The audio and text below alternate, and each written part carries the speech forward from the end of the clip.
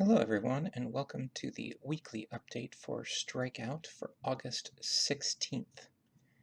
So this week, I got the stadium overhauled, and I got it to look more like a stadium and less like blocks.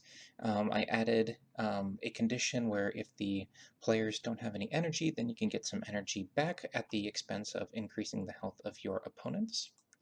We had Andy drop in and add a couple of skyboxes, and I'll show those off here in a minute. I created 8 minor league players, which is more than I originally anticipated, but I was just having so much fun with it, I wanted to keep going with it. So all 8 of them are unique in their style, as well as their animations. I added those enemies into the game with those animations, and I also gave them all strengths and weaknesses that you can see during the combat phase of things. I added the training room, as well as a way to navigate to and from various levels. I started in on the inventory system where you can add and take away items to it, and it can also be scrollable. I also added a pause menu, and I started to integrate that inventory system even further, and I also added the call the bullpen button, or sort of like an escape button from the battle side of things. So if we were to jump over into the game, first, I want to show off the skyboxes that Andy dropped in. So here we have a sunset one that I am fully intending on integrating, which also gives it some ambient lighting into the scene of more of the sunset type of look. And I added his other one to the training area, which is more of the sky blue, and it sort of backs away on the battle tone that we're going for. So next, I'd kind of like to look at all of the batters that were integrated. So let's, whoops, wrong button here. If I were to just grab all of these batters here, you can get a chance to see what each of them look like. So bear with me 1 second here. 7 and 8, and all of them, let's just, 2 through 8, that's fine. All of them look very distinct to one another, and all of them have their own batting stance and their style of hitting. And then when we hit play, then they all go through their own little animations, their own little walk-up animations, which is kind of nifty. And we'll see more of those animations once we get into the battle side of things. So we'll go ahead and delete those for now.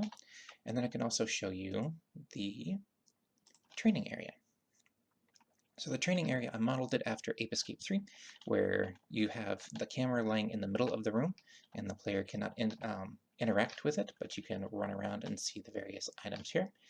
So we have the level select option up here in this corner, and we'll do that to navigate to the next room here in a second.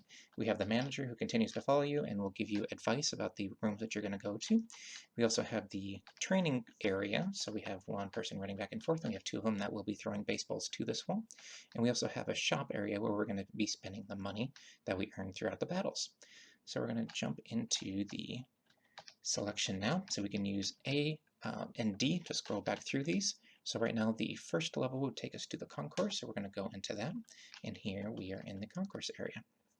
So now with concourse, these small orbs right here are our items. I've added 7 different variations of the item, and I think my enemy is starting to target me, and I'm not quite ready for you yet. If we hit the tab key, we can open up our current inventory system, and it doesn't pause our game, so the inventory acts sort of like a quick menu. And then if we want to actually pause the game, then we can hit escape and everything will pause. We have our player stats. I moved that window to be here. Our inventory can also be reached here. We have a save and we have a quit. Those 2 are not working right now. And if we hit escape, then we can come back into the fray. So if we go and pick up an item, we have the name of the item pop up in the top left-hand corner. And if we go and we pick all of these up, then they also disappear behind me. And I can hit tab, and all of the items are there. So some of them, go away, can be used in normal play. So like the sports drink, we can use that, which gives health back to our player, and it also takes it out of the list. Some of them need to be used in battle, and those are not working quite yet, but we can take a look at the battle sequence right now. So here we have 3 different batters, and each of them have their own batting stance. Some of them are left-handed, some of them are right-handed. and we can choose who we're going to attack. So let's see here.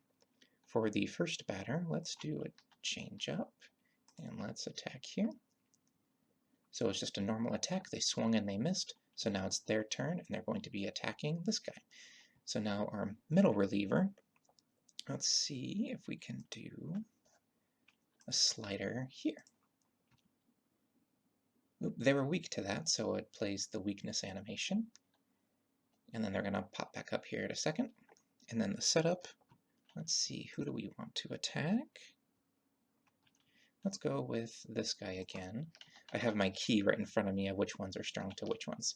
So this one should be strong to the changeup. So it takes half damage of what it normally should. And while we're here, I can also, let's see who's up. Closer. Probably not the best example of this, but I can do call time, which will give some energy back to the closer. Well, you can't see that right now. And we also have our inventory button here, where it brings in the inventory that we had beforehand. And we also have a call button, or call bullpen button, which has a 50-50 shot of leaving the battle or staying in the battle. So let's try and do a pitch here, and then I'll get it over to the starter so then we can see what the call time button looks like. So this should increase my energy, and it should give them some health back. So it gained all of their health back a little bit, and it gave me some energy back. And then we also have this call bullpen button, which gets you back into the game, or into the concourse area. So that is most of the updates for the game side of things. If we were to pop over to the Trello board and slide on over to the upcoming week, I'm going to be working on some camera movement in the battle so it's not so static. I would like some help on making some assets. I'm going to do some more players or some major league batters this time around, as well as making the assets for the Concord level. If we could get some help on the assets for the enemies that walk around the level, that would be great. I'm also going to work on some different enemy attacks, so it's not just one normal attack every time. I'm going to finish working on the inventory system. Right now I have all the items in there that I want right now. I just need them to be fully functional.